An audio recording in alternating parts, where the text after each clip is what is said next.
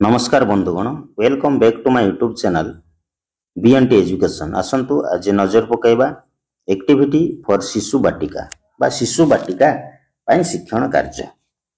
तले देखंतु पूर्वरु आपण मानको मो बीएनटी एजुकेशन रे जो बाल बाटिकार समय सारणी प्रदान करा जायतिला, आमे जेतेबे एक्टिविटी डिजाइन करिबा सेतेबेले आपणकर से समय सारणी रो पीरियड को नहीं कि आमे एक्टिविटी डिजाइन करबा। फर्स्ट पीरियड सेकंड पीरियड अनुसार आमे एक्टिविटी डिजाइन करबा। तेणु जो सर्कल समय रही शिशु बाटिका 10:30 रु 11 मात्र 30 मिनिट अवधिर गोटे पीरियड जहाँ आम सर्कल समय कहूचे। ये भिडियो रे केवल ये सर्कल समय एक्टिविटी संबंध आलोचना करवा। तेबे आसंतु विलंब न करी भिडियो को आरंभ करवा। शिशु बाटिकार से सर्कल समय आम किभली एक्टिविटी नहीं पारिबा।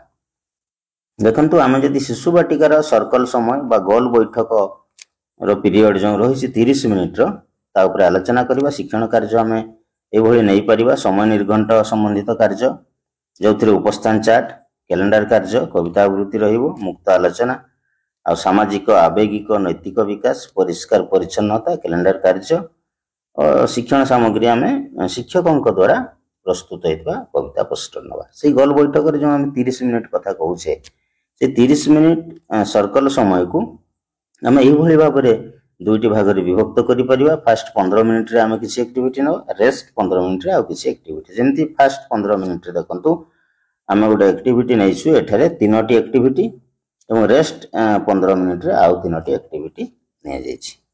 ताले एई एक्टिविटी जो 30 मिनिट रे रहइबो, एथिरे आम किभली शिक्षण कार्य नबा तार एक नमूना को आम नजर पकेबा। देखंतु आम उपस्थान चार्ट पूरण शिक्षण कार्य 1 नवा 5 मिनिट। लक्ष्य रहिबो कौन परिवेश संपर्कित किछि शब्द पिला माने जानिबे। प्रक्रिया कौन रहिबो, प्रत्येक दिन पिला मानकु उपस्थान चार्ट सम्मुख रे गोलाकार रे बसिबा को कहिबे। जण जण करी उपस्थान चार्ट को पढिबे। पिला मानकर नाम पढिबा समय रे निजर आंगुली नाम तळे रखिबे। जेतु पिला माने पढि पारु नांती तांकू एकॉन्टेड करा जिवो, एटा तार नाम, सीए तार आंगुली नाम तळे रखिबो। जो पिलार नाम को शिक्षक डाकिबे से आसी निज नाम पाखरे निज पसंदर कौन से चित्र आंकिबे। जेमती 12 देखंतु दिया है सोम मंगल बुध गुरु शुक्र शनि। पिला मानकर नाम दिया है कविता, रवि, संतोष, तपन। धर जो संतोष को डाका गला से सोमवार दिन ता पसंदर गोटे चित्र करला। एभली भाव में गोटे एक्टिविटी हेई परिबो।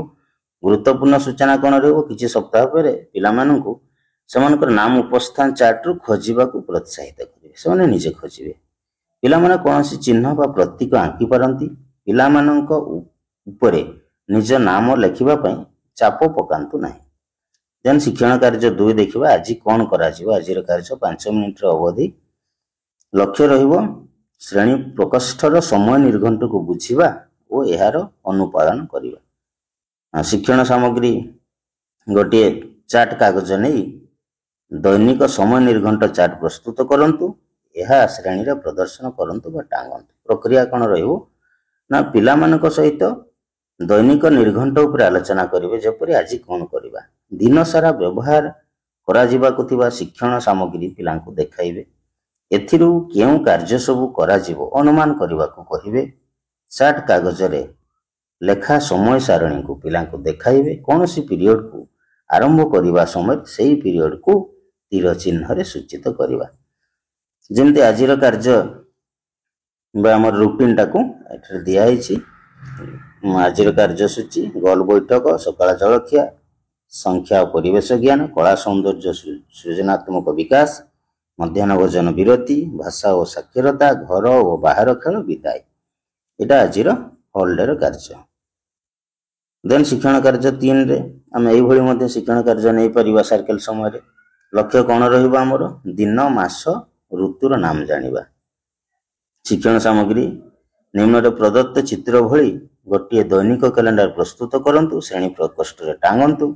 12 रो नाम, मासर नाम, रंगर नाम ओ कार्ड प्रस्तुत करंतु। प्रक्रिया कौन करिबा ना, चार्ट रे आजिर दिन आड़ को निर्देश करिवे। पिलांकु सप्ताह रे थिबा 12 मानकर नाम कहिबे।